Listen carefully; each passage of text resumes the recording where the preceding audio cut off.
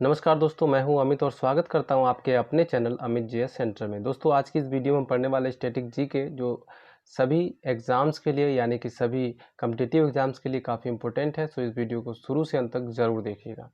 दोस्तों, वीडियो शुरू करने से पहले आपसे एक रिक्वेस्ट है कि यदि आप हमारे चैनल पर नए हैं तो इस चैनल को सब्सक्राइब कर लीजिएगा, साथ ही नोटिफिकेशन बेल को भी प्रेस कर लीजिएगा ताकि आने वाले वीडियो का नोटिफिकेशन आप तक पहुँचता रहे।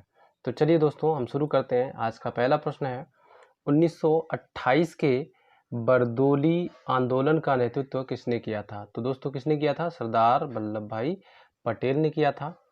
चलिए अगला प्रश्न है, विश्व का सबसे लंबा रेल मार्ग किन दो शहरों को जोड़ता है? तो किन दो शहरों को जोड़ता है? सेंट पीटरबर्ग और व्लादिवोस्तिक को जोड़ता है। ठीक है, इन दो शहरों को जोड़ता है। और ट्रांस साइबेरियन जो है, ये जो रेल मार्ग है, ये विश्व का सबसे लंबा रेल मार्ग है। ठीक है, अगला प्रश्न है, उपराष्ट्रपति का चुनाव कौन करता है? तो कौन करता है दोस्तों? संसद के सदस्य करते हैं। एक प्रश्न और आता है यहाँ पे कि उपराष्ट्रपति को शपथ कौन दिलाता है? तो कौन दिलाता है दोस्तों?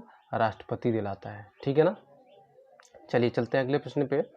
भारत में जिप्सम का सर्वाधिक उत्पादन किस राज्य में होता है? तो किस राज्य में होता है? तो ये होता है राजस्थान में। तो चलिए अब यहाँ पर हम राजस्थान के बारे में जान लेते हैं। राजस्थान का कैपिटल क्या है? तो जयपुर है। ठीक है, और राजस्थान के सीएम कौन है यानी कि मुख्यमंत्री? तो ये है अशोक गहलोत। और गवर्नर कौन है? कलराज मिश्र। ठीक है, आपको हर एक राज्य के बारे में इतनी जानकारी कम से कम होनी चाहिए। चलिए चलते हैं अगले प्रश्न पे। अगला प्रश्न है, नमक कानून को तोड़ने के लिए महात्मा गांधी ने कौन सा आंदोलन शुरू किया था? तो कौन सा आंदोलन शुरू किया था दोस्तों? तो ये आंदोलन था सविनय अवज्ञा। ठीक है, कौन सा आंदोलन था? सविनय अवज्ञा आंदोलन था। दोस्तों, प्रश्न आता है कि ये कब से कब तक चला था, ये कब शुरू किया गया था? ये 12 मार्च को शुरू किया गया था, 12 मार्च 1930 से। और कब तक चला था? 6 अप्रैल 1930 तक चला था। ठीक है, अब चलते हैं अगले प्रश्न पे। अगला प्रश्न है, भारत सरकार का संवैधानिक मुखिया कौन होता है? कौन होता है दोस्तों? तो ये होता है राष्ट्रपति। ठीक है, भारत सरकार का संवैधानिक मुखिया राष्ट्रपति होता है। एक क्वेश्चन और बनता है यहाँ पर कि राष्ट्रपति को शपथ कौन दिलाता है? तो राष्ट्रपति को शपथ कौन दिलाता है? सुप्रीम कोर्ट के जो चीफ जस्टिस हैं वो दिलाते हैं। ठीक है, अब एक प्रश्न और भी बनता है यहाँ पर, राष्ट्रपति जो है अगर अपना त्यागपत्र देना चाहे तो वो किसे देगा? तो किसको देगा ये? तो ये देगा उपराष्ट्रपति को। ठीक है, अब चलते हैं हम अगले प्रश्न पे। अगला प्रश्न है, एयर इंडिया का मुख्यालय कहाँ स्थित है? तो ये कहाँ स्थित है दोस्तों? नई दिल्ली में। ठीक है, अब एयर इंडिया का स्थापना कब हुआ था? ये भी एक प्रश्न बनता है। तो ये कब हुआ था? 1930 ईस्वी में हुआ था। ठीक है, चलिए अब चलते हैं हम अगले प्रश्न की तरफ। अगला प्रश्न है, अर्जुन पुरस्कार किस वर्ष शुरू हुआ था? तो किस वर्ष शुरू हुआ था? 1961 ईस्वी में शुरू हुआ था। ठीक है, यहाँ पर एक प्रश्न और बनता है कि अर्जुन पुरस्कार किस क्षेत्र में दिया जाता है? तो अर्जुन पुरस्कार किस क्षेत्र में दिया जाता है? खेल के क्षेत्र में। खेल के क्षेत्र में जो खिलाड़ी उत्कृष्ट योगदान देता है अपना, उसको यहाँ पर ये पुरस्कार दिया जाता है। और किसके द्वारा दिया जाता है? भारत सरकार के द्वारा दिया जाता है। ठीक है, इस पुरस्कार में 5 लाख रुपए और एक कांस्य प्रतिमा दी जाती है अर्जुन की, और साथ ही एक प्रशस्ति पत्र भी दिया जाता है। ठीक है, इसकी शुरुआत जो हुई थी 1961 में हुई थी। चलिए अब चलते हैं अगले प्रश्न की तरफ। अगला प्रश्न है, भारत की मानक समय रेखा कौन सी है? तो मानक समय रेखा कौन सी है? तो ये है 82.5 यानी कि 82.5 डिग्री पूर्वी देशांतर रेखा, जो कि नैनी से होकर गुजरती है। कहाँ पर है? इलाहाबाद में। ठीक है, नैनी जो है इलाहाबाद में एक जगह है, वहाँ से होकर गुजरती है। ठीक है, चलिए अब चलते हैं अगला प्रश्न देखते हैं। अगला प्रश्न है, मैग्सेसे पुरस्कार पाने वाले पहले भारतीय थे। मैग्सेसे पुरस्कार पाने वाले पहले भारतीय कौन थे? तो ये थे दोस्तों विनोबा भावे। ठीक है, अच्छा, मैग्सेसे पुरस्कार के बारे में एक और फैक्ट बहुत ही इम्पोर्टेंट है। कई बार प्रश्न आ जाता है कि किस पुरस्कार को एशिया का नोबेल पुरस्कार के नाम से जाना जाता है? तो दोस्तों, यहाँ पर जो मैग्सेसे पुरस्कार है, इसे ही एशिया के नोबेल पुरस्कार के रूप में जाना जाता है। ठीक है, और ये किसी भी क्षेत्र में उत्कृष्ट योगदान के लिए दिया जाता है ना। चलिए अब चलते हैं अगले प्रश्न की तरफ। अगला प्रश्न है, मोनालिसा। दोस्तों, मोनालिसा के बारे में आपने सुना होगा। मोनालिसा एक बहुत ही विश्वविख्यात पेंटिंग है, ठीक है। तो इसको किसने बनाया था, ठीक है, यानी कि ये किसकी पेंटिंग है, तो ये थी लियोनार्डो दा विंची, ठीक है। लियोनार्डो दा विंची एक बहुत ही प्रसिद्ध चित्रकार हैं। कहाँ के, ये थे इटली के, ठीक है ना। चलिए अब चलते हैं हम अगले प्रश्न की तरफ। अगला प्रश्न है, भारत में कितने उच्च न्यायालय हैं। भारत में कितने उच्च न्यायालय हैं, तो ये कितने हैं, 25 है, ठीक है। भारत का 25वां जो उच्च न्यायालय बना है वो है आंध्र प्रदेश की राजधानी अमरावती में, ठीक है, अमरावती, ठीक, ओके। चलिए अब चलते हैं अगले प्रश्न की तरफ। अगला प्रश्न है, कोई विधेयक धन विधेयक है या नहीं, इसका फैसला कौन करता है, तो कौन करता है दोस्तों, तो लोकसभा का अध्यक्ष करता है, ठीक है। चलिए अब हम चलते हैं अगला प्रश्न देखते हैं। अंतिम मुगल सम्राट कौन था, तो अंतिम मुगल सम्राट कौन था दोस्तों, यहाँ पर जो राइट आंसर बनता है वो है बहादुर शाह जफर द्वितीय, ठीक है।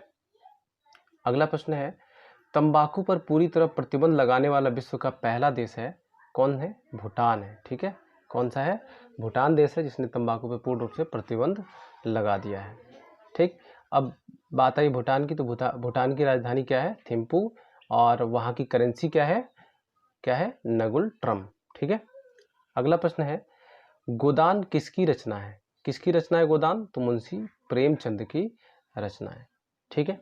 अगला प्रश्न है, स्वाइन फ्लू बीमारी किस विषाणु से होता है, तो इस विषाणु का जो नाम है वो है क्या है, H1N1, ठीक है।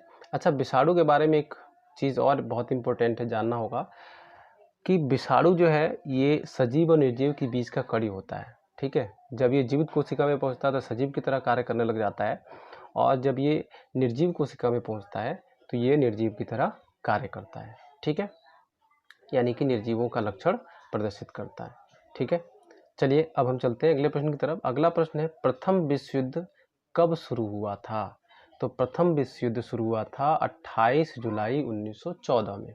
इसमें कितने देशों ने भाग लिया था, तो कितने देशों ने भाग लिया था, 37 देशों ने भाग लिया था, ठीक है। अब अगला प्रश्न है, सुपारी का सबसे बड़ा उत्पादक राज्य है, कौन है, कर्नाटक, ठीक है। अब यहाँ पर आ गया है कर्नाटक, तो कर्नाटक के बारे में जान लेते हैं। कर्नाटक की राजधानी क्या है, तो बेंगलुरु है, ठीक है, क्या है, बेंगलुरु है। और इसके जो मुख्यमंत्री हैं वो है BS येदियुरप्पा, ठीक है। गवर्नर कौन है, वजुभाई वाला।